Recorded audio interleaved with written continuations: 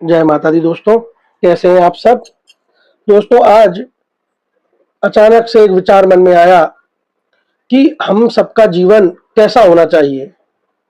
हमें किसी गुरु की प्रेरणा से, गुरु के मार्गदर्शन में जीवन जीना चाहिए, या जो मुफ्त के सलाहकार हमारे जीवन में पड़ोसियों के रूप में, नाते रिश्तेदारों के रूप में, दोस्तों के रूप में मिल जाते हैं, उनकी सलाह से हमें अपना जीवन जीना चाहिए, या स्व प्रेरणा से हमारी अंतरात्मा में जो प्रेरणाएं उठती हैं उन प्रेरणाओं से प्रेरित होकर के हमें अपना जीवन जीना चाहिए। तो जहां तक मैं अपने निर्णय पर पहुंचा हूं वो आपसे साझा किए देता हूं। मैं इस निर्णय पर पहुंचा हूं कि हमें, जैसा कि आम बोलचाल में आपने भी सुना होगा कि सुने सबकी लेकिन करें अपने मन की। मन की तो नहीं करना चाहिए। यहाँ पर तात्पर्य यह है कि सुने तो आप सबकी, मतलब जानकारियां सारी इकट्ठी करें, सलाह सबसे लें, जो निशुल्क सलाह दे रहे हैं उनसे भी लें, और जो शुल्क लेकर के सलाह देते हैं उनसे भी सलाह लें अगर आवश्यक समझे तो। लेकिन साथ में जो जरूरी बात है, अपने स्वयं का बुद्धि विवेक जरूर लगाएं, उसके बाद ही फाइनल डिसीजन लें।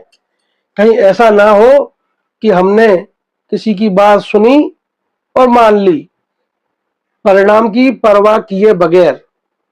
क्योंकि हो सकता है जो सलाह वो दे रहा है, कोई भी, चाहे वो सदगुरु हो, दुनियावी गुरु हो, माता पिता ही क्यों ना हो, सगे संबंधी ही क्यों ना हो, और खास मित्र मंडली के लोग ही क्यों ना हो सकता है कि वो जो सलाह दे रहे हैं आपके लिए वो उन्होंने किसी किताब में पढ़ी हो, और वो सलाह किसी अन्य व्यक्तियों के लिए हो, अन्य परिस्थितियों में जी चुके लोगों के लिए हो, या अन्य परिस्थिति में रह रहे लोगों के लिए हो। लेकिन वो चीज आपको बता दी गई, आप उस परिस्थिति में हो ही नहीं जिस परिस्थिति के लिए वो बातें हैं। बात को समझने का प्रयास करना। मैं जिस निर्णय पर पहुंचा हूं वो आपको बता देता हूं। मेरा निर्णय तो यही है कि हम सबकी सुनते जाएं, लेकिन अपने बुद्धि विवेक का इस्तेमाल करके फाइनल डिसीजन हमारा ही होना चाहिए। क्योंकि हमसे ज्यादा बेटर हमारी लाइफ के बारे में कोई और सलाह तो दे सकता है, लेकिन हमसे ज्यादा अच्छी सलाह, हमसे ज्यादा अच्छा अनुभव किसी और का हो ही नहीं सकता। हमारे लिए क्या सबसे अच्छा है यह तो हम ही अपनी अंतरात्मा से पूछ करके, अपनी परिस्थितियों को समझ करके समझ सकते हैं, ना कि किसी और के कहने पर। क्योंकि हो सकता है कि किसी और की सलाह पर चलने पर आपको आगे जाकर के नुकसान उठाना पड़े और आपको पछताना पड़े। इसलिए जीवन आपका है, आपको कैसे जीना है इसका निर्णय आप ही के हाथ में होना चाहिए। क्योंकि मैं दोबारा कहता हूं कि हमारा भला हमसे ज्यादा अच्छा और कोई नहीं समझ सकता। हमें किस काम धंधे में रुचि है वही काम धंधा चुने। कभी भी कोई दूसरा व्यक्ति हमसे ज्यादा हमारी परिस्थितियों के बारे में नहीं समझ सकता। यह बात तो आप अगर सोचेंगे तो बिल्कुल अच्छी तरह से समझ जाएंगे। हमारी जिंदगी है, हमारा स्वास्थ्य कैसा है ये तो हम ही जानते हैं ना, हमारा मन कैसा है यह तो हम ही जानते हैं ना, हमारी बुद्धि किस स्तर की है, हमारी मेमोरी पावर क्या है, हमारी सोच कैसी है, हमारा झुकाव किस तरफ है, हम ईश्वर को मानने वाले हैं या हम असमंजस में जी रहे हैं कि ईश्वर है या नहीं। तो सारी बातें हैं। किसी के कह देने से कि ईश्वर है और आपने मान लिया यह भी ठीक नहीं, और किसी के कहने से कि ईश्वर नहीं है और आपने मान लिया यह भी ठीक नहीं। आपकी अपनी खोज क्या कहती है, आपका अपना बुद्धि विवेक क्या कहता है।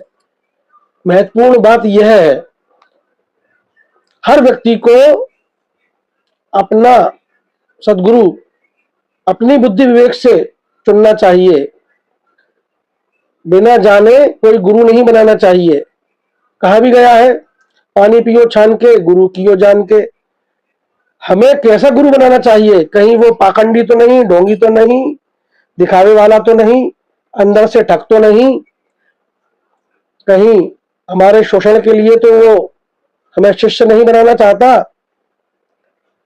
उसका वास्तविक उद्देश्य हमारा कल्याण है या स्वयं का प्रचार करवाना है या स्वयं की सेवा करवाना है? इस बात को जांच लें, परख लें। यह तो हो गई गुरु की बात।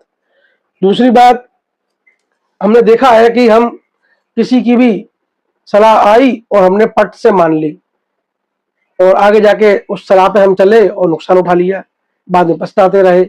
इससे अच्छा तो अपनी बुद्धि विवेक का निर्णय अपने हाथ में रखें। दूसरों की सलाह पर चलना घातक हो सकता है। मैं यह नहीं कह रहा कि किसी की सलाह मत माने। अगर अच्छी सलाह है, आपको जम रही है, बुद्धि विवेक की कसौटी पर खरी उतर रही है, हो सकता है आपके माता पिता आपको कोई सलाह दे रहे हो, गुरुजन कोई सलाह दे रहे हो, मित्रजन भाई बहन कोई सलाह दे रहे हो, और हाँ आपको लगता है कि हाँ वो हमारे हित में है, सही है, आपके अनुभव से भी उसका मैच कर ले तो मान लो। लेकिन आपका मन ही नहीं कर रहा बात मानने का, आपका दिमाग कह रहा है कि कहीं गड़बड़ है, तो फिर सावधान हो जाए। फिर तो हाथ जोड़ के माफी मांग लें कि भैया आपकी बात मैं समझूंगा, सोचूंगा, मेरे लिए क्या ठीक है उस चीज को मैं सोच समझ के बताऊंगा। मुझे जल्दबाजी नहीं करना है और कृपया आप भी प्लीज जल्दबाजी ना करें। हाथ जोड़कर बोल दें, क्योंकि जो जल्दबाजी करता है, अपने निर्णय थोपने का प्रयास करता है, उसका स्वयं का स्वार्थ होता है। वो अपना स्वार्थ तो समय पर सिद्ध कर लेता है, लेकिन हमारा स्वार्थ तो आगे जाकर के सिद्ध होगा ना।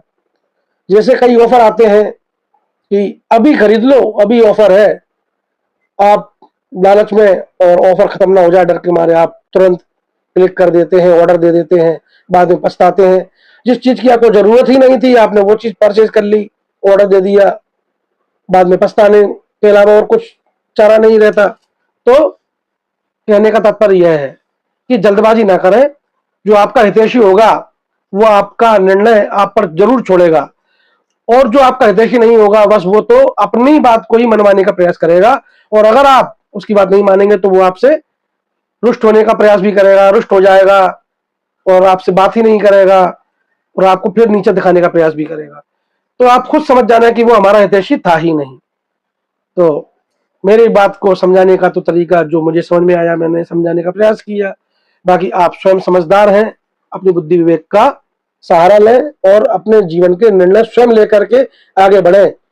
इससे आपको यह फायदा होगा कि बस आप पछताओगे नहीं कि हाँ, और अगर आपने किसी और की सलाह मानकर अपने जीवन के महत्वपूर्ण निर्णय ले लिए तो फिर अगर आपको पछताने का मौका आया तो आप अपने आप को कोसोगे, टेंशन में बीमार भी पड़ जाओगे, पछतावे में आपका जीवन, आपके चेहरे का रंग उड़ जाएगा और आप टेंशन में जी करके, पछतावे में जी करके फालतू का समय बर्बाद करोगे और हो सकता है कि डिप्रेशन में चले जाओ। इसलिए जो मुझे अच्छा लगता है, मेरे मन को अच्छा लगता है, मैं तो वही कपड़े पहनूंगा क्योंकि मुझे अच्छा लगता है। आपको अच्छा लगता है या नहीं, ये आपकी प्रॉब्लम है, मेरी नहीं है। मुझे अच्छा खाना पसंद है तो मैं अच्छा खाना जरूर खाऊंगा। आपको पसंद नहीं है, आप जाने, आपकी पसंद है, आपको मुबारक। मुझे कैसी हेयर स्टाइल रखनी है, मुझे कौन सी गाड़ी पसंद है वही गाड़ी तो चलाऊंगा, मुझे कौन सा कलर पसंद है मैं तो वही कलर के कपड़े पहनूंगा, मुझे कैसे जूते पसंद है, मुझे कैसी चप्पलें पसंद है, मुझे तिलक लगाना पसंद है तो मैं लगाऊंगा, मुझे गाना गाना पसंद है तो मैं गाऊंगा, मुझे सुनना पसंद है गाने में सुनूंगा। बात यह है, तभी तो आप खुश रह पाओगे। तो जीवन का उद्देश्य क्या है? खुश रहना। ईश्वर ने हमें पैदा किया किस लिए किया? खुश रहने के लिए किया है या रोने के लिए किया है? रोने के लिए तो नहीं करेगा। कोई माँ बाप चाहता है कि हमारे बच्चे रोए? नहीं चाहते ना। तो वही परमपिता परमात्मा हमारे माँ बाप का भी माँ बाप है, वो क्यों चाहेगा कि बच्चे रोए? वो तो यही चाहेगा कि खुश रहे, मुझे भी याद करें, मुझे भी पूछते रहे और हंसे गाए खिलखिलाए आनंद से रहें। इसीलिए तो जीवन दिया होगा उसने, और उसका क्या उद्देश्य हो सकता है? आप खुद सोच के बताएं। जीवन का उद्देश्य है आनंद से रहें, खुश रहें, प्रकृति से जुड़े रहें, स्वस्थ रहे, व्यस्त रहे, मस्त रहे, आनंदित रहे। दिल में मन में आए गाना गाना है, चाहे फिल्मी गाना हो खूब गाए, किसी ने नहीं रोका है। गाने बनते ही गाने के लिए हैं, गुनगुनाने के लिए हैं। अच्छा खाना बना ही हमारे खाने के लिए है। पेड़ों में फल लगे हैं अलग अलग प्रकार के, वो सब हमारे लिए हैं, किसी और के लिए थोड़ी है। मेहनत करें और हमारे सुख के लिए जो जो साधन हो सकते हैं अपनी मेहनत से उनको अर्जित करें, कमाएं और उपभोग करें, आनंद से रहे, खुश रहे। मैं बार बार कहता हूं जीवन का उद्देश्य खुश रहना है। हम काम करने के लिए नहीं बने, काम हमारी सुविधाओं के लिए बना है। धन कमाने के लिए हम काम करते हैं, ना कि हमारी जिंदगी काम केवल काम करने के लिए बनी है। इस अंतर को आप जरूर समझ लेना।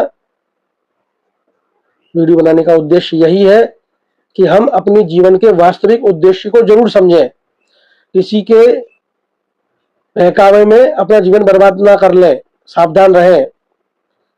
तो इस वीडियो का सार यह है साथियों, हमने आज सीखा कि हमें किसी की सलाह को आंख बंद करके नहीं मानना है। हमारे हित में क्या है, हमें क्या अच्छा लगता है, हमारी बुद्धि विवेक क्या कहती है, उसके आधार पर हम फाइनल डिसीजन लें और अपने जीवन को सफल करें। किसी के कहने में हम वो काम ना कर लें कि हमें आगे जाकर के पछताना पड़े। अपने जीवन के मुख्य जो डिसीजन है वो स्वयं अपने हाथ में रखें, जिससे हमें आगे जाकर के पछताना नहीं होगा। बस यही बात है। बात बार बार दोहराई है, समझाने के लिए दोहराई है। अनावश्यक समय तो मैं ना तो स्वयं का खर्च करता हूं और ना ही किसी का करने के लिए किसी को प्रेरित करता हूं या मजबूर करता हूं।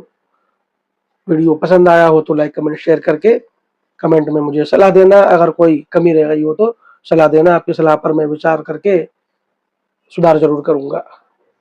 नमस्ते साथियों, आज्ञा दीजिए। जय माता दी। मिलते हैं नए टॉपिक के साथ। आप भी मुझे सलाह दे सकते हैं कि किस टॉपिक पे वीडियो बनाऊं। आप देख रहे हैं चैनल सच का राही। मेरा नाम है विपिन कुमार शिवहरे।